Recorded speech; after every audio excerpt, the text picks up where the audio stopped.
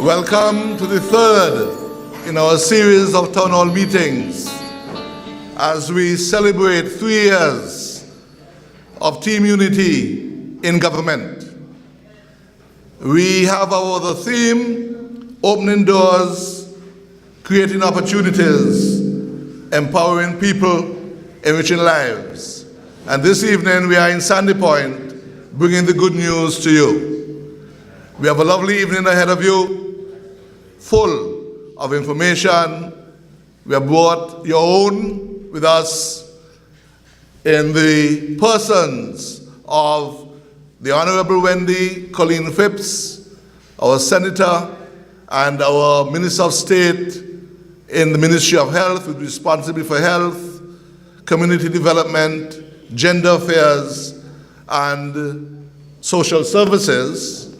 Your own representative, the Honorable Sean Kenneth Richards, Minister responsible for education, youth, sports and culture.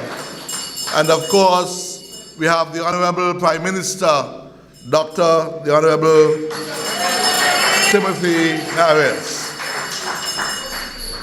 We come to you this evening as we celebrate our 3 years in government to report to you the people here in Sandy Point. And the achievements of team unity need repeating and repeating in our 3 short years in government. You'll recall that when we began, we immediately satisfied and responded to the promise we made to fulfill those of you who had worked in the sugar industry. $16 million paid to the former sugar workers. We had gains in terms of the VAT that had been so onerous, so heavy on all of us. 17% VAT was removed on food, on medicine, funeral expenses. We have gains in infrastructure, in education, health. Team Unity has brought to us, in 3 short years, housing solutions that are novel and different, and more. And in tourism, what can we say? We are doing more and more every day. 1 million cruise visitors last year, more than double what we met when we got in. And of course, hotels, and more hotels. We speak of our prosperity agenda. That is what we ran on. And we speak about the new ferry terminal, traffic lights, the quality of life here in St. Kitts and Nevis that never before that we had. And what about those hotels? The Park Hyatt, the Ritz-Carlton, and now bringing to Sandy Point and the northwestern end of St. Kitts, the new Six Senses Hotel. All of that in 3 short years. Team Unity was an idea whose time had come. The unity of effort, never before heard in this country. We have put behind us the divisiveness of party politics. We cannot afford to go back to that. 3 parties with different political agendas and who had been competing against each other come together to form unity of oneness, that oneness of spirit. And that is what has brought us to this point of progressiveness, this point of collaborating and working together, where we can now expect a new quality of life, a sense of freeness in our country, that economic developments that we have. Team Unity has brought it to us, and we come to you this evening to celebrate, to hear from our leaders as we speak more about that. And before I call on our first presenter this evening, I just want to speak about the other limb, the other arm that the Team Unity administration ran on. We ran on restoring democracy to this country. We remember that 5 years prior to that fateful day in February 2015, we had a parliament that was dysfunctional. There was no deputy speaker for 5 long years.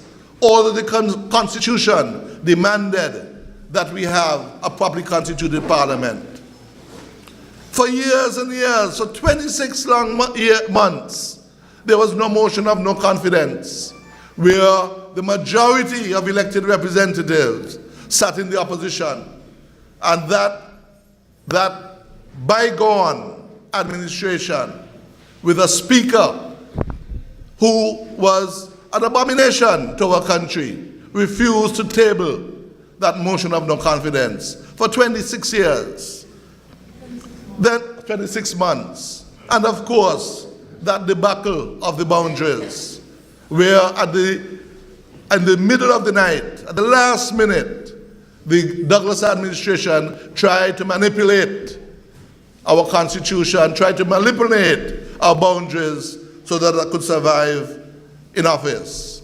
And we said no. The people said no on that fateful day, on the 16th of February 2015, and returned the Team Unity to office. Since then, we too are going to fulfill our promises to the people to bring forward legislation and change the way in which this country has run. We can feel it. We understand it. We have passed term limits where no longer will we have a prime minister who goes for 20 years. We say 2 terms and move on. Okay? We say that we will be in a few weeks before the middle of this year, be passing into law freedom of information and data privacy laws that allow us to be able to get to know as much as we can, to be open in government. And of course, don't forget, we will be speaking to you shortly on the whole question of electoral reform. What does that mean? We have had problems in this country of having elections that have been manipulated, where our voters' register has been corrupted. And we say in Team Unity that we will no longer have such. And so shortly, we'll be entering into a complete re-registration of the voters' list, an enumeration so that we can clean up the lists. Electoral reform, we call that, where we will be having 1 vote, 1 person, where you live. Residence becomes the issue. And as we go on this evening, we'll be speaking more and more. Stay up to date with news, programs, and activities of the government with SKNIS. Like us on Facebook. Listen to us on SoundCloud.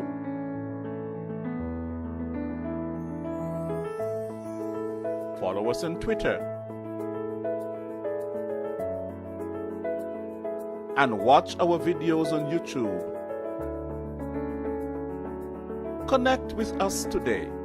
SKNIS, St. Kitts and Nevis Information Service.